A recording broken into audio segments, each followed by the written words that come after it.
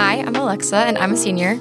And I'm Deanna. I'm also a senior. This is Bible Talk on the TC podcast. Today we're going to be talking about spiritual warfare, and this is kind of a more controversial topic, I have to be honest. So we're just going to go from a perspective of our personal experience, and we just want to define the terms and help other people to understand what really is spiritual warfare. So, Yes. yeah. All right. Well, let's get right into it. Yeah. So I think what's really cool about what God has given us is just authority over spiritual warfare. And so what is spiritual warfare, though? Like, at least, my understanding of it is I know that it's a battle. It's a spiritual battle, obviously, because it's spiritual warfare, but a battle between heaven and hell. It could come in different, factors. People don't really look at it as if it's oh, it's not going to, hurt me physically or, mentally, blah, blah, blah. But realistically, it can. These kinds of, I don't know how to say it, but there are certain situations that, or trials, I will say, that God puts us, He doesn't really necessarily put us through, but I guess mostly, tests to see where our faith lies. And I feel like a lot of people, when they're lacking in their faith, they tend to lead to sin. Yeah. And I forgot. I don't know. No, I know. Really hard. I know what you mean. Because in Matthew 4, for example, before Jesus even went out to do ministry, he was preparing himself for spiritual warfare. He was preparing himself for what he was going to do because, he's God. He knows everything. But he knew that he was going to come across these demons and these spirits that he would have to cast out, and he's going to have, he led a whole bunch of people. He had so many followers. But it's just the obstacles to prayer, deliverance, and doing what God has called us to do.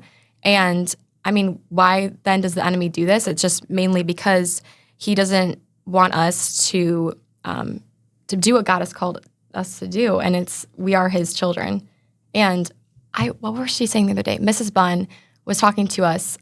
She's a woman who leads a Bible study for us, and she was talking about how, what was I going to say? Spiritual warfare. Oh, she was saying that the reason why Satan will attack us and all that stuff is because he wants to hurt God, and usually when you hurt a parent, it's through hurting the kids. And so that's really one of the reasons why we go through it. It's actually a really good example. I would have never thought about it that way. No, it was good. And I was like, whoa, my eyes were open. But I don't know if you have other thoughts to that because it goes deeper. I do know that going back to, how can it affect someone, just on a daily basis, I think it's, important to know that it's not only mentally, but it can also be physically, emotionally, any of our senses, if you really think about it, just of our awareness. I think a lot of the spiritual factors come into play. And, the enemy only has one plan, and that's to steal, kill, and destroy. And, he's a little stinker, so he has no authority. Yep. By the way, we are not given a spirit of fear, so I don't want anyone listening to this to be scared because the battle has already been won. And at this point, all we're doing, I just want to clarify, is we're just combating the lies and the doubt that the enemy puts in front of us and other things as well. Also, when we're talking about the enemy, we're not necessarily always talking about Satan, right? Because Satan is not omnipresent. Neither are the demons that do torment us or do these things to us because, again, they are not omnipresent. Only God is. And we see this in, I think it's Revelation 12, where the 1/3 of the angelic realm fell with Lucifer / Satan.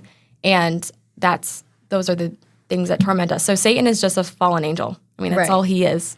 Due to his sin as well. Because I think it's really important to know that also spiritual warfare comes from also our own sin. And it all really depends. God's given us free will. Yeah. And it's what we decide to do with that free will. If he gives us the chance to, surrender, and we're just no, Lord, I'm just gonna stay in the same spot,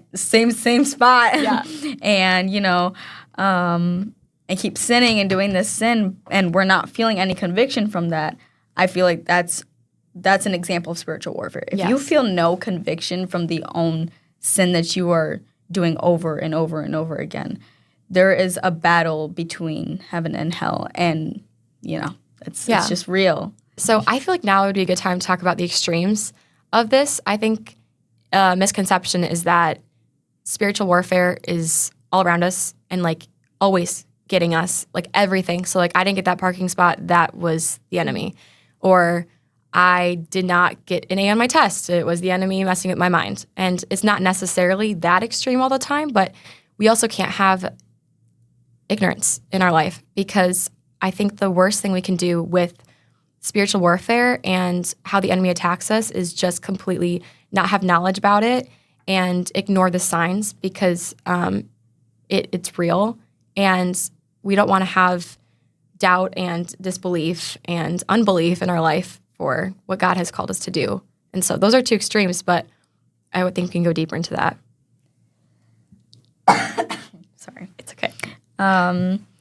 No, I would say that it's really important to understand, and yes, the extremes of spiritual warfare, because a lot of people can just be like you said, taking, they didn't get that parking spot, oh my gosh, that was so the enemy. No, you have to be let's be realistic. If you didn't get that parking spot, oh well. Yeah. But it's not that extreme. Yeah, it's just not that serious.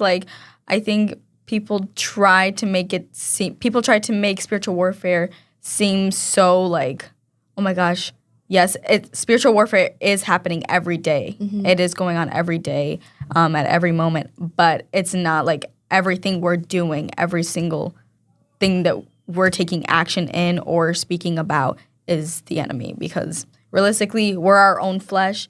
We have our own choices to make, mm-hmm. and that's some of our choices are just our choices. Yeah, and we don't want to give spiritual warfare too much power, right? Because Satan ultimately, again, does not have that much power, which is why I love Jesus. He's so good.